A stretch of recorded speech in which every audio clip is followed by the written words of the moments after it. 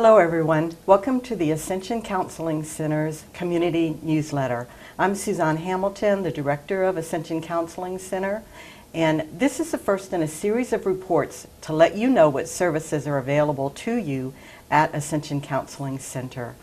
Ascension Counseling Center is a department of Ascension Parish government. Every episode will cover a topic that we hope will give you some helpful tips for happier and healthier living and for better relationships. Our topic this episode is handling the holiday blues. We'll cover such things as holiday overspending, handling the loss of a loved one, seasonal affective disorder, dealing with difficult family members, and more. And with me now is Lisa Weber-Curry. Lisa is the clinical manager at Ascension Counseling Center. She's also a licensed professional counselor. And we'll talk together about how to handle the holiday blues. Okay. Good morning, Suzanne. Good morning. The holidays are upon us once again, Yes. which is why this is a perfect time for us to discuss the holiday blues. So what do you want to share with us about the holiday blues that the community should know about? Some of the things we want to talk about are just kind of describe it for people so that they have a better understanding that the difficult emotions that they're experiencing during the holidays actually have a name and have been identified and is something that's common to many people. Okay. We want to talk about the difference between the holiday blues and maybe clinical depression. Okay. And then we'd like to give people some tips and techniques for how to handle it and handle it a little bit better than they have in the past. Okay. So you're telling me that there is a difference between major depression and holiday blues, and we're going to help our community understand what the difference is, how to recognize it, and when they need to know it's time to do something about it? Yes. Okay. Some of the differences are kind of between a holiday blues and depression is the intensity of the emotions and the length of time or the timing that they experience it. Okay. So holiday blues can be anything like anxiety, anger, fearfulness, guilt, difficulty falling asleep or staying asleep, sleeping too much, Okay. sadness, anxiety, fearfulness, a lot of things, stress definitely, and losing interest in things that they've always had an interest in, like losing interest in hobbies or being with other people or activities that they've been involved with in the past. Okay, so they start to withdraw from Yeah, people. exactly. When does this typically happen? Since we're calling it the holiday blues, can you give us the official name for it and then give us an idea of when this typically happens? The holiday blues are generally come between Thanksgiving through Christmas, and most people begin to feel that extra added stress about 2 weeks before Thanksgiving to 2 weeks after Christmas, but some people experience it through Valentine's Day even, because one of the issues that people may deal with during the holidays is the issue of being alone. And so that anticipation of Valentine's Day, which is another holiday which is geared toward couples, and they're alone, for some people it may go through Valentine's Day. It goes through New Year's and Valentine's, but especially if they've experienced a loss during those 4 months, or if they have maybe a birthday or some kind of anniversary where they've lost a loved one, it could last as long as 4 months for them. Okay.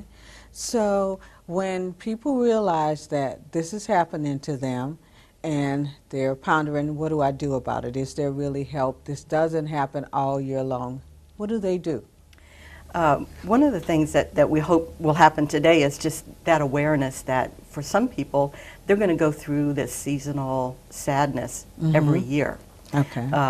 And there's actually a technical name for it. It's seasonal affective disorder. Okay. And it's the same as depression. Some people are depressed and they feel depressed all year long.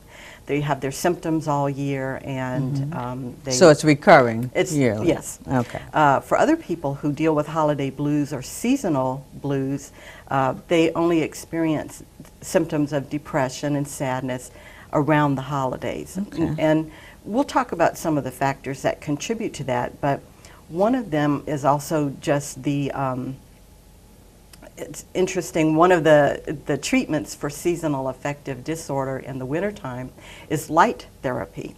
So sitting in front of a light, and so there's been it's been shown that there's, that during this time of the year when it's dark, and now we have, you know, the time change, it's dark before 6 p.m. You work till 5:30 or 6, you really are not going to be out in the sunshine at all. And so partly at this time of the year, that plays a role as well. Just not having enough sunlight, and then with the holidays and all of the demands that brings about. Yeah, because you're actually leaving for work. It's still dark outside for a lot of people if you have to drop kids off, get to work. And then getting home from work is dark again. So there's not enough sunlight for a lot of people. And so I understand there is an official name for that, in which you've said it, but most people refer to it as SAD. So you want to repeat for the community so they'll know exactly what SAD is. Yes, and SAD is the abbreviation for seasonal affective disorder. So it's SAD. And then, so it really is a recognized disorder. And if you feel like you get really sad or really distressed every holiday period, then we encourage you to come into our clinic, and we'll tell you how to contact us a little bit toward the end of our program. And we can help you understand what it is that's going on with you. Okay, so let me summarize for our audience so they can understand. The holiday blues can be about, for our audience, loneliness.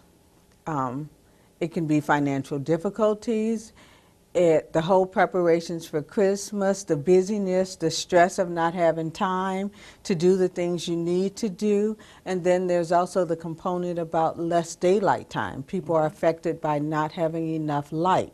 And there are states like Alaska and Michigan where that is very prevalent.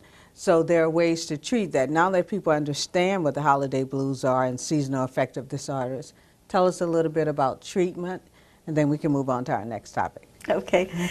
There are a lot of tips and techniques that people can use. If they're, we talked a little bit about the duration of the sadness. If you feel sad around the holidays, and there are a couple of times that you should probably seek professional help.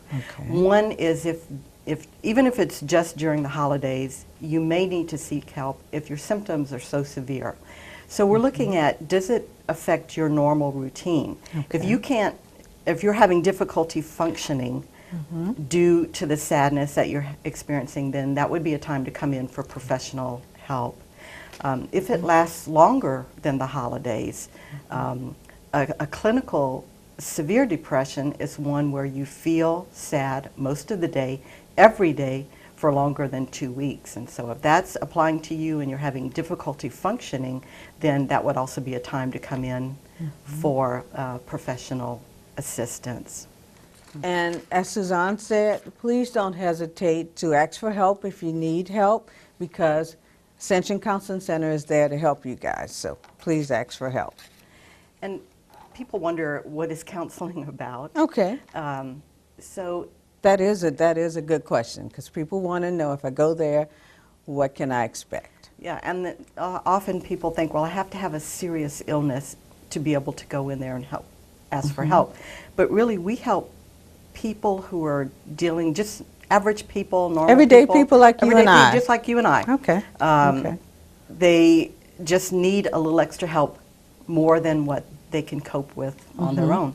So what we do is we'll just help you, and some of the tips and techniques that we'll talk about today are really just from the things that we do with people on a daily basis. So these kind of things, the tips and suggestions that we'll give, are the same kind of thing that your counselor will do with you in a session, helping you to be able to achieve which one of these is your goal. Exactly. So we've kind of looked at a little bit about sadness at the holidays, and really there are 4 different factors that have to do with that.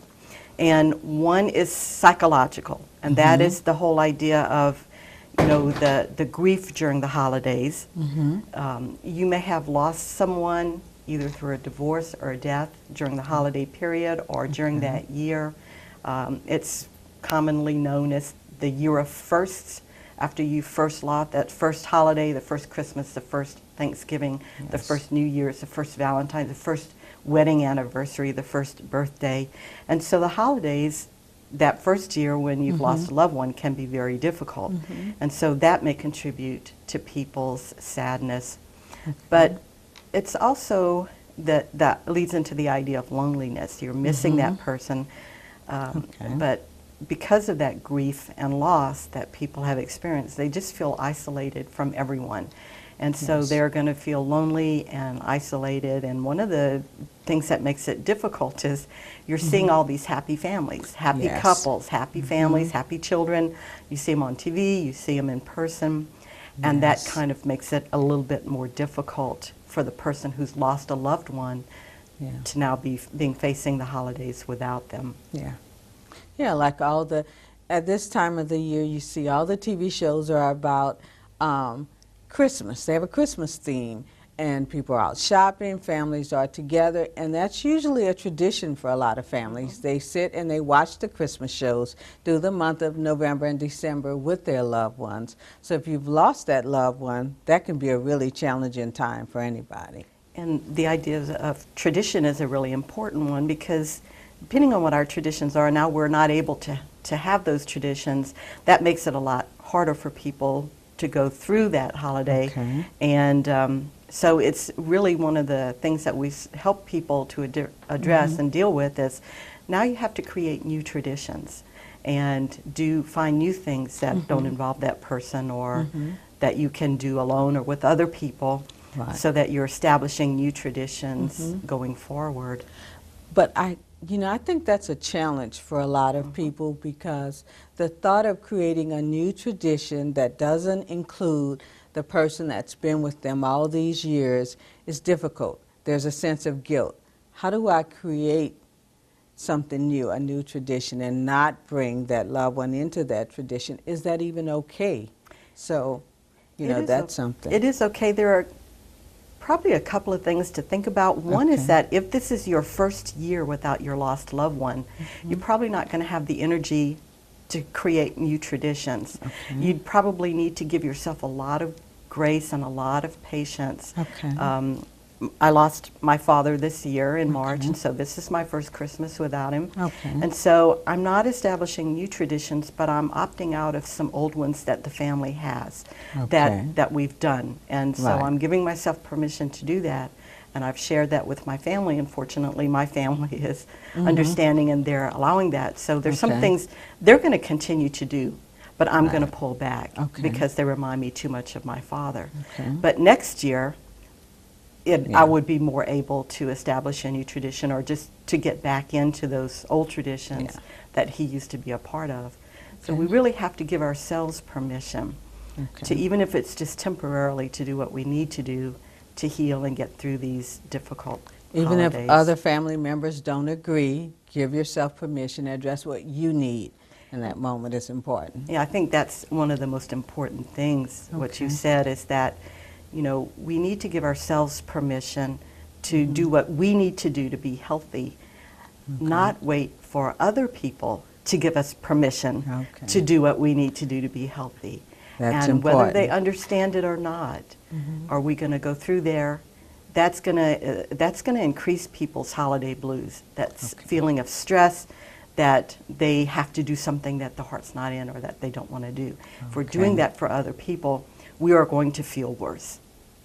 Yes. Okay, that's important. And I think, like you said, as time goes on and you've lost a loved one and you're dealing with the holidays, you lost your father, I lost my father previously before you did. And the thing that comes to mind for me, what my family and I do, is we talk about him. We share stories, and we talk about the things my dad would have done or wouldn't have done, his moments of kicking us all out, saying we're too loud, and that allows him to be present with us. And it makes it easier for us to get through the holidays. So I think that's something people shouldn't feel like, and you tell me what you think, but people shouldn't feel like they can include the deceased loved one. They can by talking about them. So do you think that would be helpful? That would be great. Having a picture of that person or the things that they loved. For us, the symbolism for my dad is his chair. the Okay. chair he always sat in. Exactly. Well, after he passed, it didn't matter how many people were in the room, nobody sat in the chair. Yeah. You know, so that was okay. 'Cause We it left the chair represented your open, dad. It represented him. Okay. He used to love to just listen to everybody talk. Mm-hmm. And so we honored him by having his chair there. Okay. So Yeah. whatever is appropriate for your family, do what you need to do. And there's no one answer for how you do that. It's going to be different for every person. Trust yourself.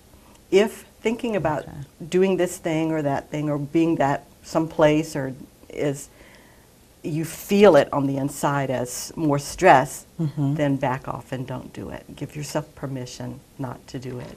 So basically the big listen. Listen to yourself, listen to your mental, emotional, and physical cues, and proceed from there. Sounds like what you're Right. saying. Okay. Sounds good. And there are some other things that add to holiday stress that are not necessarily related to the loss of a loved one. It's things like the added stress, financial stress that the holidays bring, or spending more money, especially if your finances are limited to begin with. But, you know, if you need to, we need to be thoughtful about how we're spending our money instead of just doing all the things we've always done. Do we need to set a budget going into Christmas? Do we need to opt out of gift giving? Do we need to do more of just gifts of yourself? If you have somebody in the family with children, giving them the gift of babysitting, you know, so they can go out and not have to pay for a babysitter. Or giving the gift is bringing lunches over to your parents and having lunch with them. All are great ideas. And all of these are things that are gifts that won't cost you any money, but will just cost your time. It's the gift that keeps on giving, because you give to somebody else, they in turn will give their time and support to someone else. So that's a great idea, definitely. And, you know, we need to think about, am I getting this or spending this money because it's something that I want to do? You know, we all fall victim to the advertising that goes around this time of year. We got to have a certain toy and a certain outfit and a certain video and all of those things. And not only that, but when they're really hot items, you can't find them either. So that's the added stress. You go everywhere, you look online, you have to get it back ordered. Those are all the things that we do have control over that we need to give ourselves permission not to have to do those things. Okay, that's great. And you know, you said the toys. I think of kids at Christmas a lot. And it's a challenge for parents to say to their kids, no, you can't have this, or I couldn't find the toy that you wanted. That's a challenge. That's a tantrum waiting to happen at Christmas time. So how can we start to teach our kids at a really early age about giving instead of always receiving? I think it's a lot about choices. And what some families do is take their children to volunteer, like to homeless shelters or, that's great. For instance, First Baptist Church in Gonzales had a free Thanksgiving lunch for families in needs. You can take your family and go over there and volunteer. If they're looking for volunteers, I don't know, I can't speak for them, but you know, there are things like that we can do that we volunteer to give time to others. There are churches in the area that especially do a lot of volunteering at Christmas time, and these are things that you can take your children with you to do. But they could also be a coping skill. If you are someone who you've just lost your family member or someone, your spouse, and you don't want to get into that big, huge family get-together at Thanksgiving or Christmas, you could go someplace like that and volunteer to serve that Thanksgiving meal. That would be rewarding for you, it would be helpful for the community, and it would be something that would help you to not be in the alone the and chaos of, you know, what the family does when they get together. Exactly. I think that's a great idea, because oftentimes when we're doing something for someone else or helping someone else, we forget about what we're going through, and we oftentimes will realize that their problems are a lot greater than ours. Yes. And so that changes our entire perspective on things. I think that's a great idea. It can be a real eye-opener. Yeah. Definitely. And, you know, then also about setting priorities. It might be that again, we're talking a little bit about traditions, but it might be that in your family you've always given gifts to every one of your siblings and every one of your nieces and nephews and your parents, and, you know, you might be in the habit of giving a lot of gifts. Maybe it's time to do something different. and say, okay, we'll give to all the nieces and nephews, but siblings, we're going to draw names. And so there'll only be one present now instead of 10. You have Great your siblings idea. and spouses, and so it's about rethinking. So you may decide that that trendy hot button toy that your kids are going to get teased for if they don't have it. You may decide to do that for them, but maybe cut down in other places. Maybe you're not going to provide so much food, or maybe you're not going to have so many parties, or maybe you won't get a new outfit. You're going to prioritize where you're going to spend that limited amount of money that you've committed to spend, which whatever's the most important for you. And maybe that will be the one gift that you give your child, that hot button item, and help them to understand this was major, now we're going to be doing stuff for other people. So that's a good idea. In terms of the financial issues, you know, for those of us who like to procrastinate, you know, and we put things out. I'm sure there's a lot of you. Some of you are shopping December 24th. It can help financially to begin to shop early. So if you do Black Friday or Cyber Monday, anything like that, or just throughout the year. You know, my husband's mother shops throughout the year. Right. When they go somewhere and they see something that's perfect for us, you know, they'll pick it up. And so that's a good idea. Trying to be a little bit more intentional. And I've always thought it's a good idea. We've never done it, but if you're not for children because they need the Christmas experience, but if it's you and the adults, why couldn't you wait till shop until the day after Christmas when everything goes on sale and exchange gifts the following week? You know, yeah, you can get more of what you want. Absolutely, and especially if you're traveling and you're not going to be with people, you're out of state for one side of the family, and that's after Christmas. Shop the sales after Christmas. So there are some things that we can do if we give ourselves permission to just do things a little bit different than we've always done it. Exactly. And you know, you're saying, you know, look for Black Friday sales, and that's for Christmas gifts, but if we start also thinking about that with groceries, because during the holiday time, groceries go on sale. I mean, the prices go really low. So start stocking up early, getting everything you need ahead of time, because I'm just thinking it's so stressful being in a grocery store the day before Christmas or the day before New Year's, because everybody else is trying to grab that item you're trying to grab. So maybe starting that way ahead of time should help. That's a great idea. And it's going to save people. I think one of the things we've talked about is kind of the physical stress that we go through. And at that time we're doing a lot more, and we're cooking more, and we're going to social outings, and we're shopping, and you know, we're not necessarily taking care of ourselves the way we need to. And that adds to the physical stress if we're shopping and it's crowded and it's late. And you can't find a parking space. Yeah. All those things that come along with it. You can avoid that by doing it early. Yeah. And you know, as we talk, I'm also thinking, this year my entire family is coming to me. And we have a large family.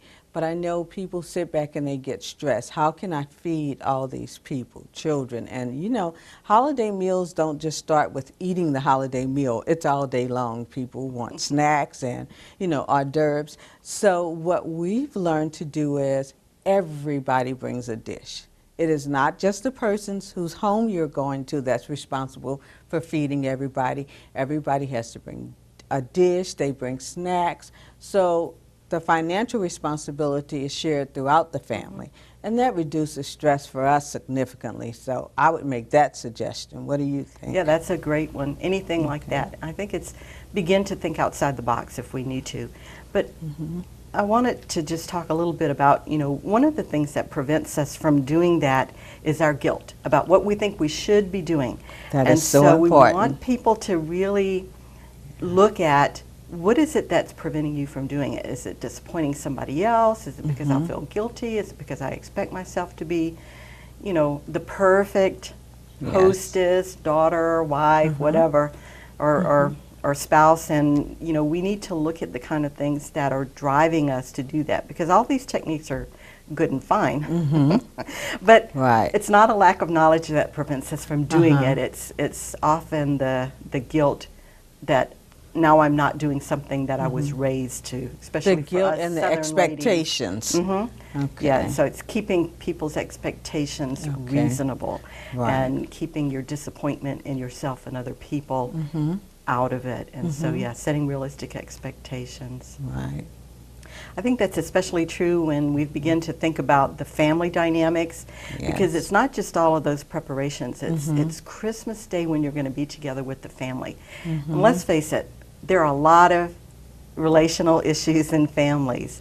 Which is our next big topic, dealing with difficult family members during the holidays. Yes. So that segues us right into it. Let's talk about it. We can talk a lot because about I think that. everybody has a difficult family member, everybody. So how do we deal with that? I think one of the things is to begin again with the expectations. Okay. All right, you have families that have issues and you have them 364 days of the year.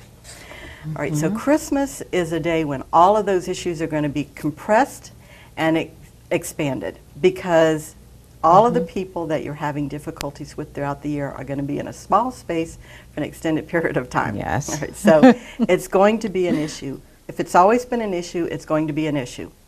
But we need to think through how we're going to handle that, because for some people, somebody in the family is going to start drinking and not stop. And then they'll be drunk, and then they'll be maybe obnoxious or hurtful. And so it's thinking through, realizing that that's going to happen, and having an exit plan. Okay. You can decide, when that happens, when it gets to a certain level, you're going to go home. But what if, you decide you want to go home, but like a lot of families, they carpool during the holidays. So what if you brought Aunt Sally and Uncle Joe with you, your cousins, all of them are riding with you, and they don't want to go home? I think it's a very important time to learn communication skills. Okay. Because that would be, if you're deciding that in advance, it means you're being very intentional about it. Exactly. If somebody wants to ride with you, then you need to say what you need and say, that's fine, you can come with me, but when Uncle Joe gets intoxicated, I can't handle that, so I'm leaving. You can either ride with me and leave when I leave, or you can make other arrangements. This is where we go back to the previous thing about not feeling guilty, not feeling like you are being a bad person. Okay. You need to protect yourself and do what you need to do. You know what? That point is so good. I think you need to say that to the audience again, because that's something I know a lot of families struggle with. So what do you do when Uncle Joe has had too much to drink, or Grandma is 80-something years old and saying, I can speak my mind, and if I think you shouldn't be having that pizza pie because you're looking a little bit overweight over there, how do you exit when you have a whole bunch of other people with you? Can you just tell our audience that again? You know what situation's going to occur, because they always do. Think through in advance how you want to handle them, and then make your needs known to the people who are going to be with you. So if you have people who want to ride with you, then you're going to let them know in advance. You can ride with me, but then list what the issue is. When Uncle Joe starts drinking, when people start commenting about my weight, when I start being drilled about why I'm still single, when I start being criticized for my choice of occupation or my friends or how I'm dressed, whenever the family starts going there this year, I'm going to leave.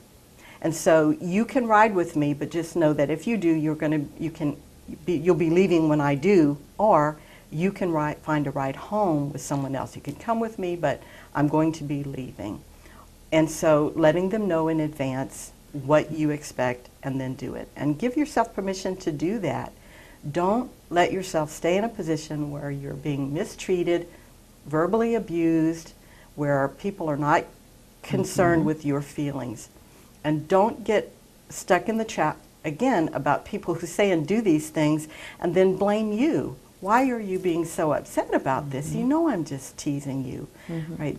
This is the time for you to say, give yourself permission to walk away from that. Yeah.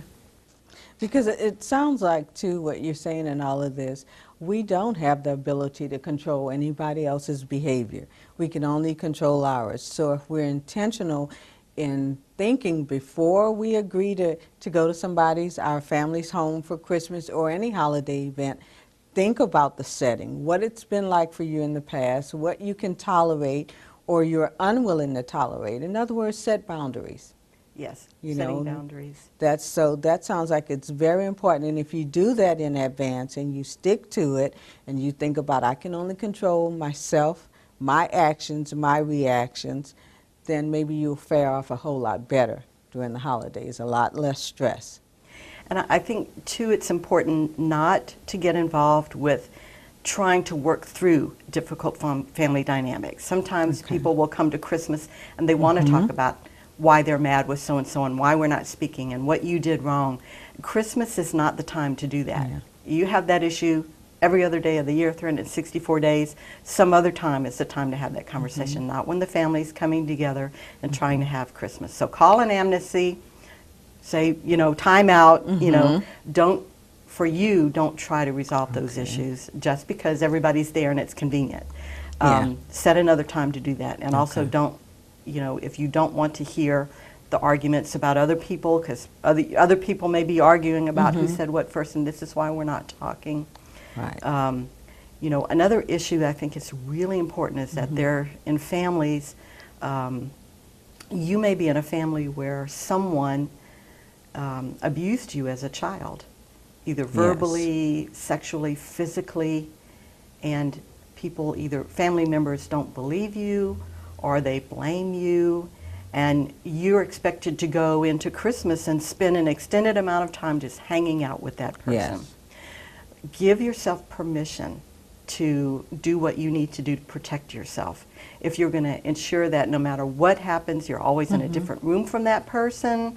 You might, other people are trying to get you together so that you won't be angry at that person or blame that because person. Christmas is a time of forgiveness for a lot of families. So they may leave, the only chair left vacant is next to that person because they're trying for it.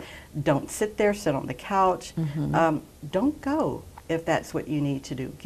Get rid of the guilt, get rid of the expectations, do what you need to protect yourself from those kind of issues. Those are some of the real more difficult family dynamic issues. They are. But I also know that sometimes if you choose not to go, then you start to get the phone calls and the text messages, why aren't you here? We're waiting for you. We're holding up dinner. So how can they avoid that if they've chosen not to go because that's not a good environment for them? It's toxic.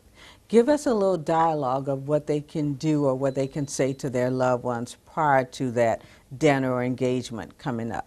You know, could they write a letter? What is it? You know? I think you need to let them know in advance, whether it's verbal or letter or whatever it is, email, let them know that you won't be there and why. This is a perfect time for what we call the broken record technique. All right? We call it the broken record technique because, and this really works. Because you boil down what you want to tell people to one sentence. All right, so let's use this as an example.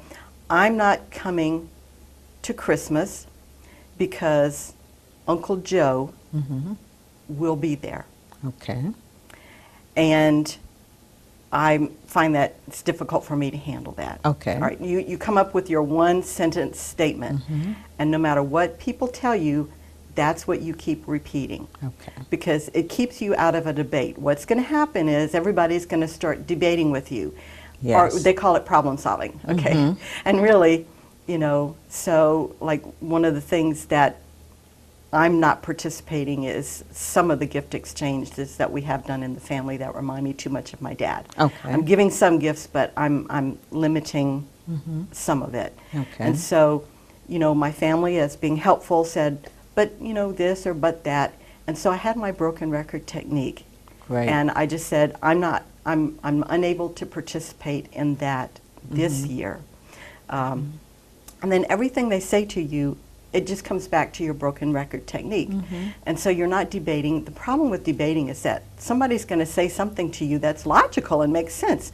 And then you end up saying, well, okay, I can't say anything in response to that. So really you're not responding to it with the broken record technique. And so you just say, like somebody, you'll say, I'm not coming because Uncle Joe's there, and our relationship, based on what he's done in the past, is too painful for me to be with him. Right? That's your bottom line.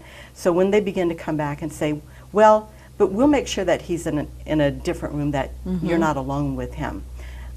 And you could say, well, thank you, I appreciate that you're trying to help and that you might be looking out for me if I were to go, but I'm not able to be with him due to the hurt that I've had from the past. And so you keep going back to your statement. You're acknowledging what the other person's saying, but you're not debating it. And then they say, well, just stay for a little bit. He won't be there until after dinner, so you come. I appreciate that you're helping me to try to resolve this and coming up with solutions, but for my own well-being, I just can't be there. I can't take a chance that he might show up early or somebody will talk about it. And so I won't be there because of the pain that he's caused me in the past that's still unresolved. And so no matter what they're saying, you just keep going back to your broken record statement. Okay.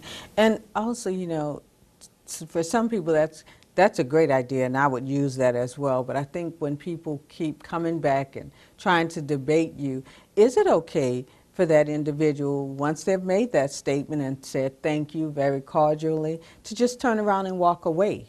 Because then you can avoid that debate with that person. The thing about the broken record technique is that it pretty much never goes before the third response.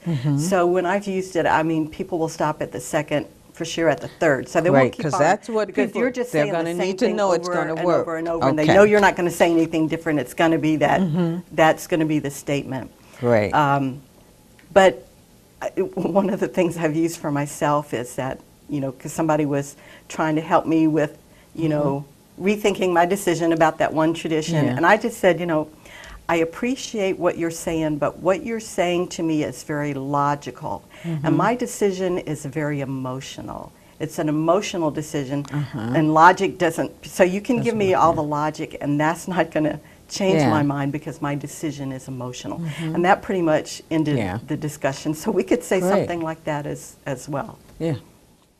Okay. And I think to go along with that, because some people, before they can reach that stage, they get stuck in, well, maybe I should go, maybe I should do this. I'm hearing this, I'm hearing that, I should be there. I think it's important for people to recognize doubt means no. If you've got doubts about whether or not you should go, you should participate, realize that's no. If you can't get a sense of internal peace about your decision, don't make that decision in that moment. Let it go. Just take it as no until you can have peace and maybe choose differently. What do you think about that? I think that's a good idea. We need some kind of something to help us figure out what we need to do. And listening to yourself, to your emotional response, is one of the best ways to do that, because our brain will start giving us all the oh buts and you know what we're expected to do and what other people expect us to do. We hear everybody else's voices inside our head, and it pushes out what we really want. But that emotional response of doubt or guilt or whatever, that's telling us that something is wrong that we need to listen to. We don't carry other people's voices in terms of their emotions. Exactly. Just their thoughts. So the emotions that we get generally are ours. And would you say there's also some physical symptoms that come along with it? Because if all these emotions are arising in you because of something negative or the potential of being in an environment that's toxic to you, you can get the tension in your shoulders, you start to feel stressed out. Your breathing may even become labored as you think about it. Some people get headaches. So there are a lot of things, a lot of warning signs for people to look for when they're feeling that way and to acknowledge them. Absolutely. That's so important. And I knew somebody that whenever they were going to their families' get-togethers, they would get a headache. And so I said, you know, you need to listen. This is telling you something. Exactly. Listen to what it's telling you. And for most of these things, you know, in terms of when we work with people for counseling, we don't say, because you get a headache when you're thinking about going over there, don't go over there. We say, what is that headache telling you? Yes. Your answers are on the inside of you, and it's our role to help you find them, to act as a guide, to help you get those. And so it's not about just not doing things and stopping all of these, and even though it's sounding like I'm telling you to do that, it's really about figuring out what all of these things that we've talked about, the holiday blues, all the symptoms, our paralysis on knowing what to do and not knowing, what is it telling you? Yeah. And that's so what it's we need about to listen stopping to listen to yourself and figuring it That's out. it in a and then nutshell. you can make an informed decision Yes. about what's best for you. Okay. Yeah, that's Yeah. it pretty much. Well, The bottom Sue, line. you have been very helpful today, and I hope we were able to help you guys in the audience and in our community. And thanks so much for the Oh, information. you're welcome. So let's go ahead and take a little break. When we come back, we'll just kind of summarize what we did today, and we'll talk to you about what we'll be talking about our next program, which will be those New Year's resolutions that we are beginning to look at. We make those every year at the beginning of the year. We'll focus on how to set realistic goals and how to keep them. Yes. And we'll also talk about our free Freedom from Smoking group, which begins in January. It's an 8-week group, and it's going to offer tips on how to quit smoking. All right, so we will be right back. Please join us again in a few minutes. Ascension Parish, a parish steeped in tradition. It's a place where generations of families have continued to enjoy a lifestyle that centers on community living and community celebration. It's a place where we care about each other and we care about ourselves. For more than 50 years, the Ascension Counseling Center has continued the tradition of helping individuals and families change behaviors and change lives. The Ascension Counseling Center.